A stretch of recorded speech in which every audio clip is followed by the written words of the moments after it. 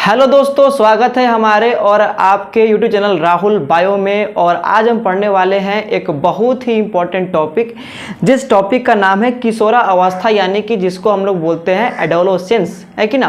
तो इसके पहले वाले वीडियो में देखा था कि किस प्रकार से पुष्पी पौधे संतान का उत्पत्ति करते हैं, किस प्रकार से बीज बनता है, किस प्रकार से फल बनता है।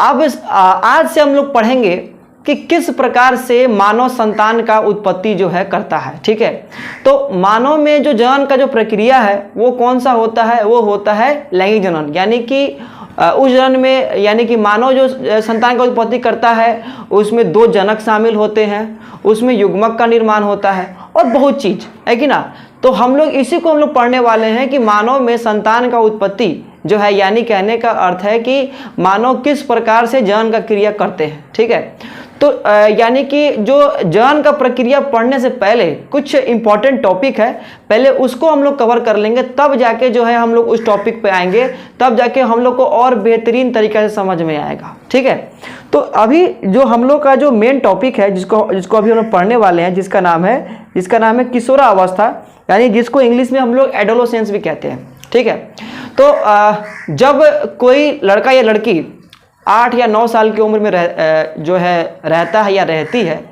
तो लड़का लड़की के बीच में अगर उन लोग को एक जैसा ही कपड़ा पहना दिया जाए, उन लोग का बाल भी एक जैसा ही काट दिया जाए, तो दोनों में जो है अंतर स्पष्ट करना काफ़ी जो है मुश्किल होता है कि ना। लेकिन वही जब लड़का लड़की 10 या 11 साल के उम्र में पहुँचते हैं या उसके अंदर प्रवेश करते हैं, तो उनके शरीर में बहुत सारा परिवर्तन आता है। और लड़का को जो भी गुण होना चाहिए लड़का का, वो सब जो है उसमें दिखाई देने लगता है। और वही जो लड़की है, लड़की को जो गुण होना चाहिए वो सारा गुण जो है लड़की में दिखाई देने लगता है। ठीक है, लेकिन उसके पहले वो दोनों क्या होते हैं, दोनों एक जैसा ही जो है दिखाई देते हैं। तो यानी कि वही हम लोग समझने वाले हैं कि किशोरा अवस्था एक ऐसी अवस्था है जीवन काल का, है कि ना, जिसमें क्या होता है कि शरीर जनन के लिए परिपक्व होता है, यानी कि जनन के लिए परिपक्व होता है, मैच्योर होता है और जनन योग्य बनता है। तो यानी हम लोग कह सकते हैं किशोरा अवस्था वो अवस्था है जिसमें कोई नर या मादा, है कि ना, संतान उत्पत्ति करने के लिए क्या होता है, परिपक्व होता है, तब जाके वो आगे जाके जो है संतान का उत्पत्ति आसानी से कर पाता है। उसके पहले वो परिपक्व नहीं होता है। और किशोरा अवस्था एकदम जीवन का एक बहुत ही महत्वपूर्ण अवस्था है, क्योंकि इसी अवस्था के दौरान शरीर में बहुत सारे परिवर्तन भी आता है, शरीर जो है जनन के योग्य भी बनता है। उसके बाद में किशोरा अवस्था को माना जाता है कि यह ऐसा अवस्था है जिसमें कोई लड़का या लड़की सबसे अधिक जो है ज्ञान प्राप्त कर सकते हैं, यानी सबसे अधिक सीखने का जो समय होता है वो किशोरा अवस्था ही होता है कि ना। और अगर दोस्त अच्छे मिले किशोरा अवस्था के दौरान, तो आप एक भले इंसान बन जाइएगा। वही अगर आपके दोस्त जो है अगर बुरे निकलते हैं, तो आप भी जो है खराब हो जाइएगा। आप भी जो है वो गलत जो है क्या बोलते हैं कि गलत दोस्ती में जो है रह के आप भी जो है गलत हो जाइएगा। ठीक है ना, तो वही यहाँ पे बोला गया है।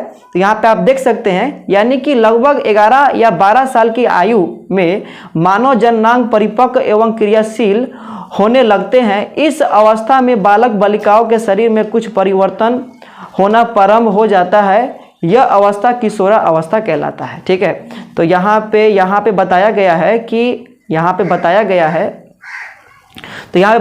है कि लगभग 10 या 11 साल की जब भी आयु में क्या बोलते हैं कि मानव आता है, यानी चाहे वो नर हो चाहे मादा हो, तो उसका शरीर क्रियाशील होने लगता है। उसका शरीर जो है क्या बोलते हैं कि परिपक्व होने लगता है। किसके लिए परिपक्व होता है, तो संतान के उत्पत्ति करने के लिए। ठीक है ना, चलिए। और इस अवस्था में आने के बाद में बहुत सारा जो है शरीर में परिवर्तन भी देखने को मिलता है। कुछ ऐसे परिवर्तन होते हैं जो नर और मादा दोनों में एक जैसा होता है, और कुछ ऐसे परिवर्तन होते हैं शरीर में जो नर में होता है तो मादा में नहीं, मादा में होता है तो नर में नहीं। ठीक है, तो आइए हम लोग इसके आगे बढ़ते हैं। आप यहाँ से स्क्रीनशॉट ले सकते हैं इसके बारे में, और इसको अपने नोटबुक में इसको आप लिख भी सकते हैं। ठीक है ना, चलिए आगे बढ़ते हैं। अब आगे एक और टॉपिक हम लोग को समझना है जिसका नाम है यौन आरंभ यानी कि प्यूबर्टी। ठीक है, तो प्यूबर्टी को ये समझते हैं। तो इसके पहले हमने देखा था किशोरावस्था किसे कहते हैं। तो किशोरावस्था जीवन काल की वह अवस्था जिसमें शरीर जो है जनन के लायक, जनन योग्य बनता है, जनन के लिए परिपक्व होता है। ठीक है, तो ये यौन आरंभ क्या है? तो किशोरावस्था के दौरान शरीर में जो भी परिवर्तन होता है वो सब क्या है? वो सब यौन आरंभ है। ठीक है ना, बात समझ में आ रहा है आपको? यानी कि किशोरावस्था के दौरान शरीर में होने वाले जो परिवर्तन है वो क्या है? वो यौन आरंभ है, जिसको हम लोग जो है प्यूबर्टी कहते हैं। और ये जो यौन आरंभ है कि ना, वो नर में अलग होता है, मादा में अलग होता है। नर में कुछ अलग परिवर्तन आएगा तो मादा में कुछ अलग परिवर्तन आएगा। और ये सारे परिवर्तन देख के हम लोग ये समझ सकते हैं कि वो जो मानव है, चाहे वो लड़का हो या लड़की हो, वो किस अवस्था में प्रवेश कर चुका है? वो किशोरावस्था में प्रवेश कर चुका है और उसका शरीर धीरे धीरे परिपक्व हो रहा है संतान के उत्पत्ति के लिए। ठीक है, तो आइए हम लोग यहाँ पे देखते हैं फर्स्ट लाइन। तो किशोरावस्था में होने वाले परिवर्तन की अवस्था यौन आरंभ कहलाता है। यानी कहने का अर्थ है, यानी किशोरावस्था के दौरान वो टाइम जिसमें शरीर में परिवर्तन आता है कि ना, शरीर में बदलाव आता है। ठीक है, तो वो अवस्था क्या कहलाएगा? यौन आरंभ कहलाएगा। ठीक है, तो यहाँ पे दिया गया है कि यौन आरंभ के समय शरीर में होने वाले परिवर्तन अंतःस्रावी ग्रंथि हार्मोन द्वारा नियंत्रित होता है। अब देखिए यहाँ पे हमारे शरीर में बहुत सारे ग्रंथि होते हैं, है कि ना। ग्रंथि समझिए कि एक विशेष प्रकार के अंग है, और अंतःस्रावी ग्रंथि एक ऐसे अंग होते हैं जो अपने अंदर से कुछ विशेष रसायन निकालते हैं, और उन रसायन को, उन केमिकल को हम लोग हार्मोन कहते हैं। ठीक है, तो यानी कि 10-11 साल यानी कि 7-8 साल के उम्र में वो लड़का या लड़की में कुछ परिवर्तन दिखाई जो नहीं देता है, लेकिन वही लड़का या लड़की 10 या 11 साल की उम्र में प्रवेश करता है या करती है, तो उसके शरीर में परिवर्तन जो है हम लोग को दिखाई देने लगता है। तो ये परिवर्तन क्यों होता है? ये परिवर्तन इसीलिए होता है क्योंकि शरीर में पाए जाने वाला जो अंतःस्रावी ग्रंथि है वो क्या करता है कि अपना काम शुरू करता है और अपने अंदर से बहुत सारे हार्मोन को निकालता है, और उस हार्मोन के निकलने के कारण से ही क्या होता है कि शरीर में बहुत सारा परिवर्तन, शरीर में बहुत सारा बदलाव हम लोग को आसानी से जो है दिखाई देता है। ठीक है ना, बात समझ में आ रहा है? चलिए आइए अब आगे बढ़ते हैं। तो यानी कि अब हम लोग देखने वाले हैं कि यौन आरंभ में होने वाले परिवर्तन, यानी कि सिंपल या किशोरावस्था में होने वाले परिवर्तन या यौन आरंभ में होने वाले परिवर्तन, यानी कि यौन आरंभ के दौरान शरीर में लड़का हो या लड़की हो क्या क्या परिवर्तन देखने को मिल सकता है। ठीक है, तो कुछ ऐसे परिवर्तन है जो लड़का या लड़की दोनों में एक समान देखने को मिलता है कि ना। जैसे कि चेहरा तैलीय होना, यानी कि चेहरा को अगर टच किया जाए तो टच करने पे ऐसा फील होता है कि यहाँ पे चेहरा पे काफ़ी ऑयल आ गया है, काफ़ी तेल जैसा देखने को मिलता है कि ना। आप कितना बार भी इसको धो लीजिएगा, फिर कुछ घंटा बाद, कुछ मिनट बाद जो है चेहरा को टच करने पे ऐसा फील होगा कि जैसे कोई फेस पे जो है ऑयल आ गया है। तो चेहरा तैलीय होने लगता है। ये जो है नर का भी होता है, मादा का भी होता है। उसके बाद में जो है मुहासे उत्पन्न होना यानी कहने का अर्थ है जिसको हम लोग पिंपल्स भी कहते हैं, है कि ना। तो ये चेहरे पे जो है काफ़ी जो है छोटे छोटे जो है दाग की तरह जो है घाव उत्पन्न होने लगते हैं, जिसको हम लोग पिंपल्स भी कहते हैं, और जिसको हिंदी में जो है मुहासे कहते हैं। तो ये मुहासे नर और मादा दोनों में जो है निकलने लगता है कि जब वो किशोरावस्था के दौरान, यानी कि यौन आरंभ के समय वो होता है तब। ठीक है ना। तो ये मुहासे उत्पन्न होना ये काफ़ी जो है अधिक चिंता की बात नहीं है कि ना। लेकिन आजकल जो भी लड़के हैं इसको या लड़कियां हैं इसको देखकर काफ़ी जो है चिंतित हो जाते हैं, है कि ना। और बहुत सारे जो है दवा का इस्तेमाल करते हैं और उस दवा से कुछ होता नहीं है और ज़्यादा जो है फैलता है, क्योंकि ये तो होना ही है, तो एकदम ये तो बिल्कुल प्राकृतिक है। जब भी हार्मोन निकलेगा शरीर में ये सब तो परिवर्तन देखने को मिलेगा ही। तो पहला परिवर्तन चेहरा तैलीय होना, दूसरा परिवर्तन चेहरे पर मुहासे आना। उसके बाद में तीसरा परिवर्तन ये भी देखने को मिलेगा कि कांख और जांघ के बीच है कि ना, काफी गहरे काले रंग के जो है बाल उत्पन्न होने लगेंगे, बाल जो है उत्पन्न होने लगेंगे। और ये बाल इसके अलावा कांख और जांघ के अलावा यहाँ पे जो जननांग है, यानी जननांग यानी जिसको हम लोग आगे पढ़ेंगे, जो भी जनन अंग है उस जनन अंग के इर्द गिर्द भी जो है ये बाल जो है हम लोग को दिखाई देने लगते हैं। तो ये लड़का और लड़की दोनों में जो है ये होने वाला जो है परिवर्तन है। ठीक है, तो यहां तक आपको कोई दिक्कत नहीं है। आइए देखते हैं हम लोग, यहाँ पर दिया है फर्स्ट में, इनमें से कुछ परिवर्तन लड़कियों एवं लड़कों में एक समान होता है। यानी कुछ हम लोग परिवर्तन का बात करते हैं, है कि ना, जो लड़कियों में और लड़कों में एक समान होता है। जिसमें से पहला दिया गया है कांख एवं जांघों के मध्य जननांग, यहाँ पे के 2 बार हो गया है, जननांग के क्षेत्र में होगा, है कि ना, गहरे रंग का बाल निकल आते हैं। यानी कहने का अर्थ है कि जब कोई लड़का या लड़की जब प्यूबर्टी में आती है, चाहे आता है, तो क्या होता है, कांख में और जांघ के बीच में क्या होता है, गहरे रंग का जो है, काले रंग का जो है बाल उत्पन्न होने लगता है। फिर यहाँ पे दिया गया है पैर, हाथ एवं चेहरे पर भी महीन रोम आने लगते हैं। वहीं पे पैर पे, हाथ पे भी जो है छोटे छोटे बाल, काफी पतले पतले बाल जो है निकलने लगते हैं। ठीक है, उसके बाद में दिया गया है कि त्वचा अक्सर तैलीय होना, यानी कि जो भी त्वचा है वो अक्सर देखने में कैसा लगता है, तैलीय देखने को लगता है। कितना बार भी धो लेने के बाद भी अगर चेहरा पर थोड़ा सा भी हाथ घुमाने पे ऐसा लगता है कि हाथ पे बहुत सारा ऑयल लग गया है, लेकिन आप ऑयल लगाए नहीं है। ठीक है ना, चलिए, तो ये भी परिवर्तन है जो देखने को मिलता है। उसके बाद में यहाँ पे आपको यहाँ पे लिखा गया है चेहरे पर कभी कभी मुहासे भी निकल आते हैं, और सम टाइम कभी कभी ये भी देखने को मिलता है कि चेहरे पे जो है पिंपल्स जो है, यानी कि मुहासे जो है हम लोग को दिखाई देता है। ठीक है, तो ये सारे परिवर्तन हैं जो हम लोग को देखने को मिलता है कब, यौनारंभ के दौरान। ठीक है, चलिए, और ये सारे परिवर्तन दोनों में होने वाले परिवर्तन है, यानी कि लड़का में भी होगा तो लड़की में भी होगा, दोनों में होने वाला परिवर्तन है। अब आइए हम लोग देखते हैं कुछ ऐसे परिवर्तन जो लड़का में होगा तो लड़की में नहीं, लड़की में होगा तो लड़का में नहीं। ठीक है, चलिए आगे बढ़ते हैं हम लोग। अब देखने वाले हैं कि लड़कों में होने वाले परिवर्तन, यानी कि यौनारंभ के दौरान लड़कों में कौन कौन से जो है परिवर्तन देखने को मिलेंगे।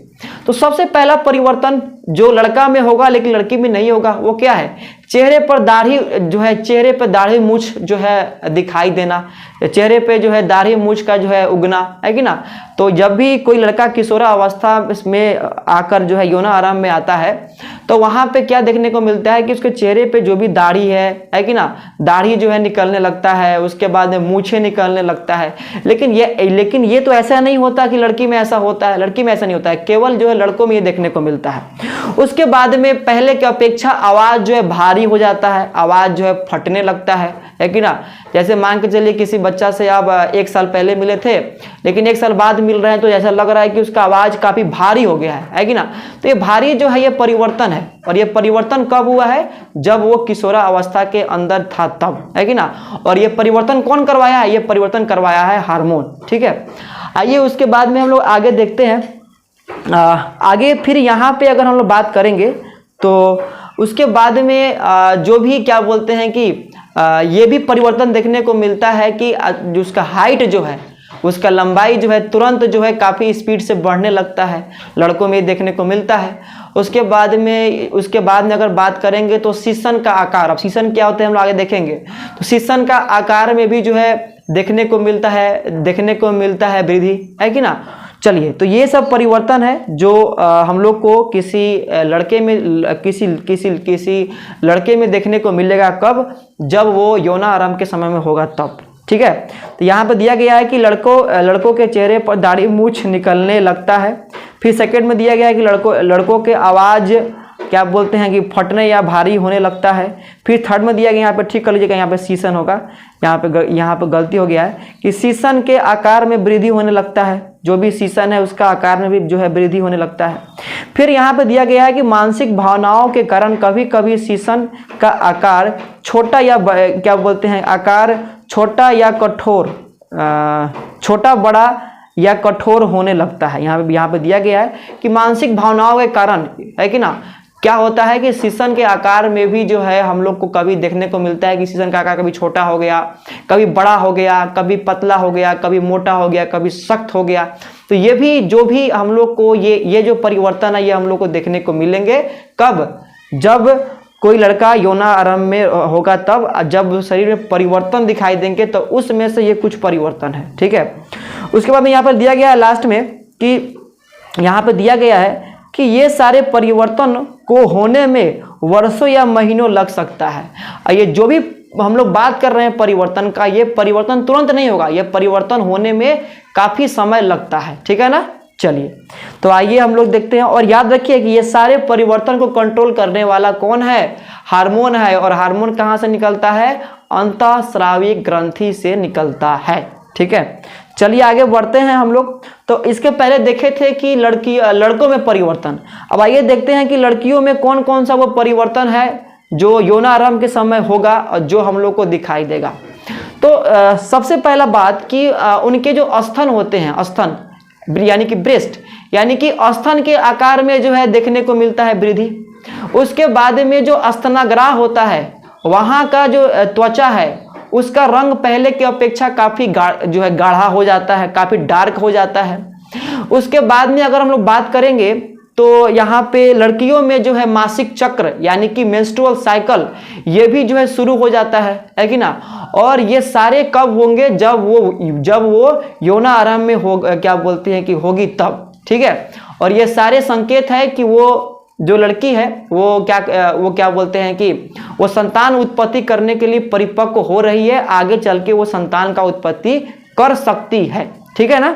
चलिए तो वही यहाँ पे दिया गया फर्स्ट कि लड़कियों में स्तन का आकार में वृद्धि होने लगता है, स्तन का आकार पहले से जो है काफ़ी बड़ा होने लगता है। और ये परिवर्तन हमको किसी लड़कों में देखने को नहीं मिलता, ये किस में देखने को मिलता है, ये देखने को मिलता है लड़कियों में देखने को मिलता है। उसके बाद में स्तन के केंद्र में उपस्थित स्तनाग्र के चारों ओर की त्वचा का रंग जो है ज़्यादा गाढ़ा हो जाता है।